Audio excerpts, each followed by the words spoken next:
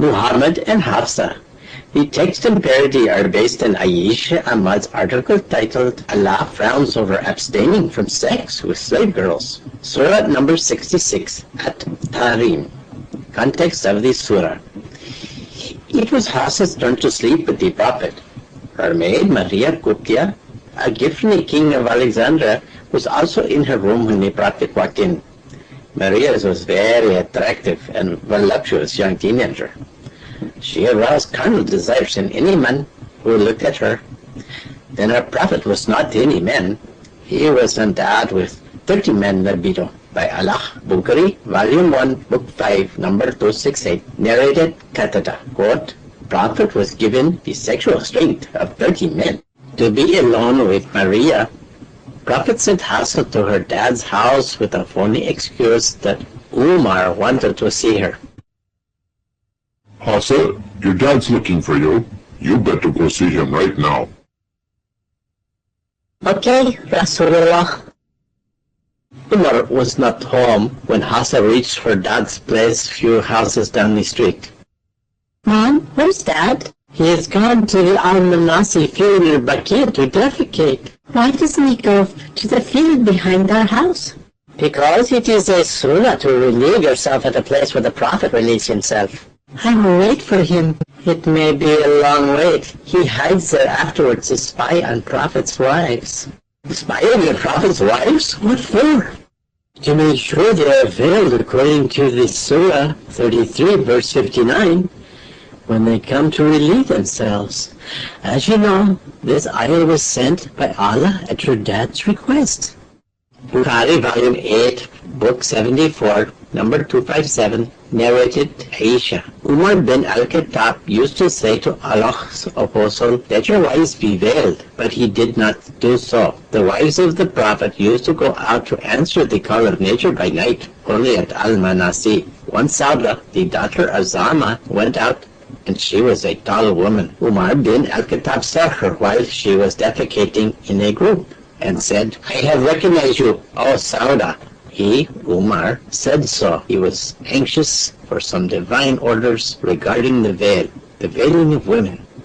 So Allah revealed the Surah 33, verse 59, Al-Hijab, a complete body cover excluding the eyes. Umar doesn't like what he saw at Al-Manasi.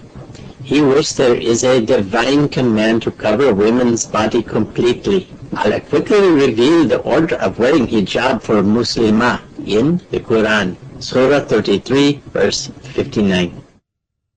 Allah agreed with me on three things and revealed ayahs. One of them was the verse of the veiling of women, Surah 33, verse 59.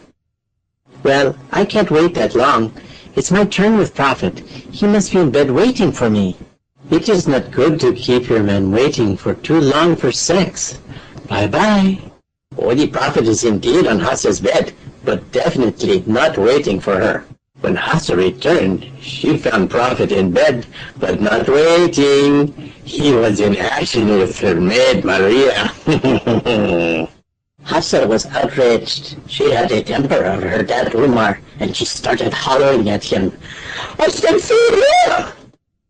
Rasulullah, you lied and deceived me to screw my maid?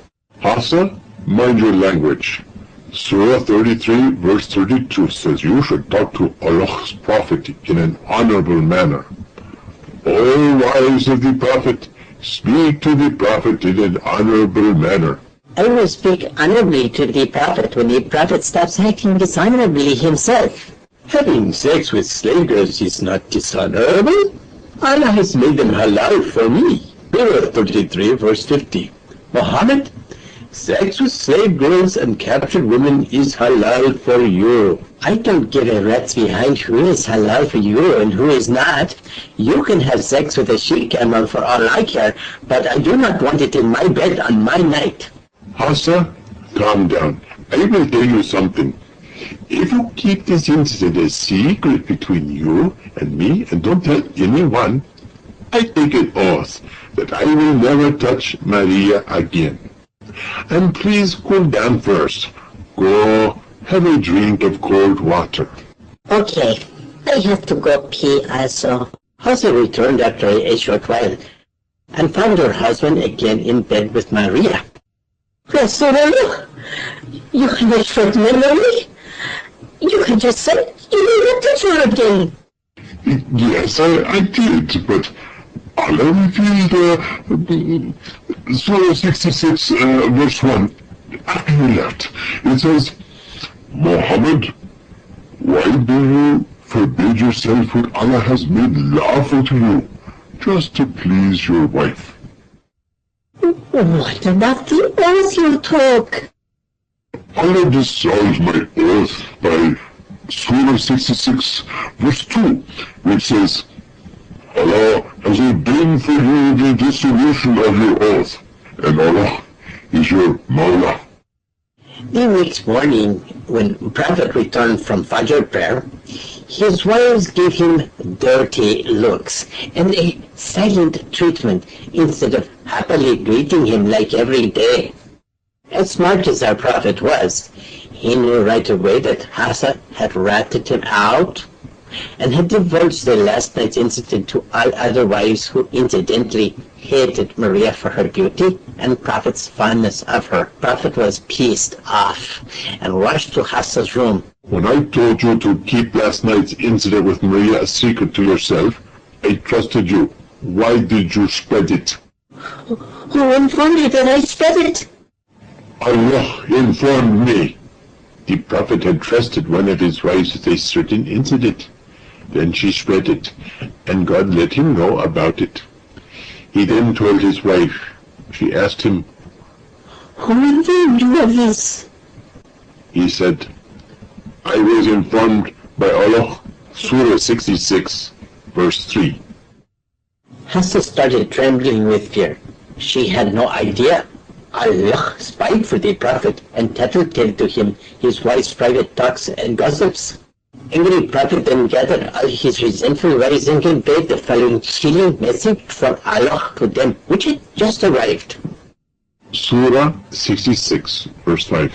If Muhammad divorced you all, Allah will give him in exchange wives better than you who are submissive and devout. That message was a death sentence to the scared wives. A divorce meant starving to death, since nobody was allowed to marry Prophet's wife according to an earlier ayah. The Prophet continued. Surah 66, verse 10 to 11. On one hand, wives of Allah's prophets, Noah and Lut, misbehaved with their husbands, and they were put in hellfire. On the other hand, wife of Kafir, Pharaoh, was well behaved, and she was awarded paradise. All the wives started wailing. Starving to death is one thing. Burning in hellfire forever was something else. They grabbed his feet and begged him for mercy. The merciful Prophet then took pity on them and decided to apply abstention clause of Surah 4, verse 34. Abstaining from sex with wives as a disciplinary action. He could have divorced them like Allah suggested, or beaten them under scourging clause of Surah 4, verse 34. He stayed away from all his wives for a month and slept exclusively with Maria to humiliate them further and make them jealous. Bukhari, Volume 3, Book 43, number 648. The Prophet did not go out to his wives because of the secret which Hafsa had disclosed to Aisha. And he said that he would not go to his wives for 1 month, as he was angry with them when Allah admonished him for his oath that he would not approach Maria. Allah also decided to pitch in the misery of Prophet's wives by making Maria pregnant with a baby boy, Ibrahim, something Muhammad desired most, and which he could not be delivered by any of the 9 resident wives. But then Ibrahim died when he was 2. The end.